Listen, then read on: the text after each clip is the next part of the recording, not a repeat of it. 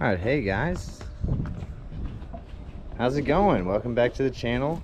Today I'm going to be doing some more boat stuff. We got the boat is, I'll show you guys how the boat is looking. Got it all cleaned up over here.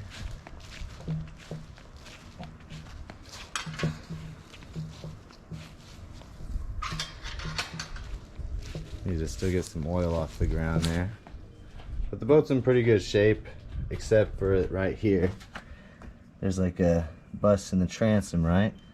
So for a little more boat content, we're going to take off the motor, which is like a 275 pound, 135 horsepower Johnson.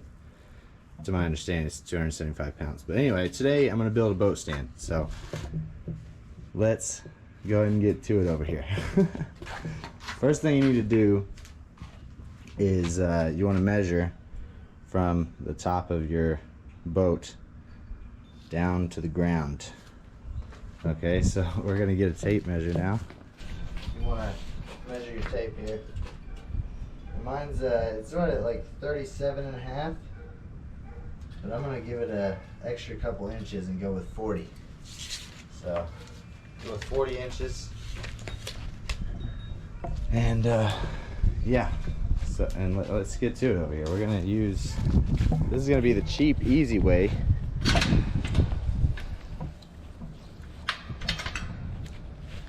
And the cheap, easy way is always the best way, because otherwise you're paying like 90 or 100 bucks. But if you got some extra wood laying around like I do, I got a 2x10 here for the transom area. It's gotten a little wet, but I think it'll be okay. 2x6 here for some pieces, and a 4x4, which I'm going to use for the main support. So what I'm going to do is, I think I'm going to cut this 4x4 at 40 inches. Maybe do 42 inches. Yeah, I'm going to do 42 inches. And then I'm going to, because you want a little slack at the top, I guess. But then I'm gonna cut this, which I'll measure across how big the motor is, where the bolts are.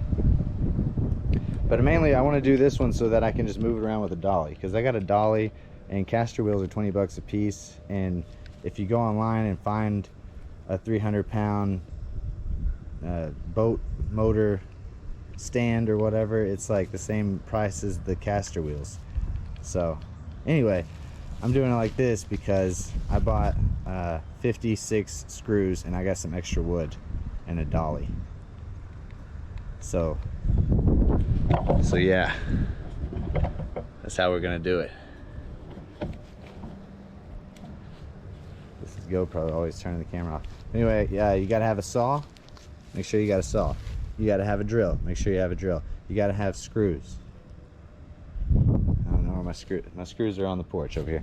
Okay, and then you gotta have, you don't really have to have this. It'd be better if you had like a speed square, because we're using shorter boards. But I don't know what happened to my speed square. I remember using it in that the boat floor video, but now it's disappeared. But anyway, it would be best if you had a speed square for this, and maybe a saw that could cut through 4x4. But I think I'm gonna cut it and then flip it over, cut it again, so it'll be all right.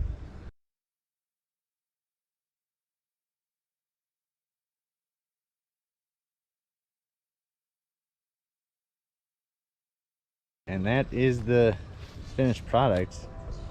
It seems pretty sturdy. I did bust the board down here, but like I said, this is just a, you know, quick, cheap guy's way to do it. Oh yeah, and I still need to put a couple of boards on this side here in order for the dolly to have something to go up against. But I don't know if you guys saw it there, but I was hanging on to it, and it was not moving at all. It didn't creak or nothing. I'm about 200 pounds, 190. I'm like 185, 195 wet, you know what I'm saying? But anyway, yeah, I think that's a pretty good job there. You know, free boards, $10 worth of screws, and I think it's gonna hold it up, you know. And if it doesn't, then I'll build another one. But anyway, I think that's going to be the end of this video. Hope you guys enjoyed it. It's mainly just cutting the boards, you know, and I just used some spare 4x4 down here for this main bracer here, and it's pretty good. You know, you want to make sure that you cut it all square and put it together square.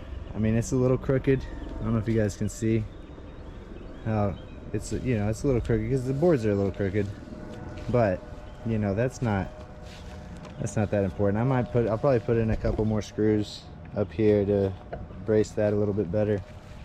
But the 4x4s, I think I saw this guy, I'll link the guy down below. I saw this guy make one just like this, except with just 2x4s. So I think he had like a 70 horsepower or something. So I think with the 4x4s and the 2x6s, we should be pretty good. I did use 2x4s on here, but I think it's gonna be good. It seems pretty sturdy, you know. And I might even I might put on a couple more boards. Like I said, I'm definitely gonna put 2 on the back there, so that the motor doesn't bump up against the dolly when I pick it up with the dolly. But yeah, I think I'm gonna call on this video.